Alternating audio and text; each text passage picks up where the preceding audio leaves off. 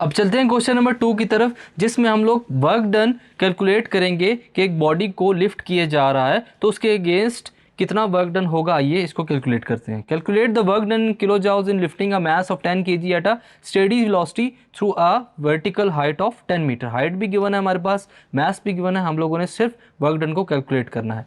Given mass हमारे पास कितना है students, 10 kg। Total vertical height हमारे पास h कितनी है, 10 मीटर। ग्रेविटेशनल एक्सेलरेशन g हमारे पास है 9.8 मीटर पर सेकेंड स्क्वेयर्ड।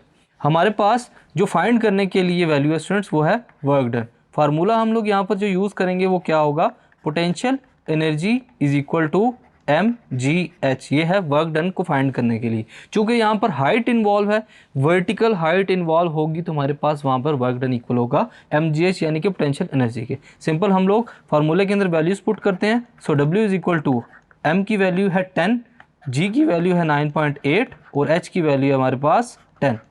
फर्दर हमारे पास इसको सॉल्व करते हुए जो वैल्यूज़ आएगी वो क्या है, 980 जॉउल्स। सो 980 जॉउल्स, इसको हम लोग कन्वर्ट करेंगे किलो जॉउल्स में। So W will be equal to 980 divided by 1000 multiply by 1000।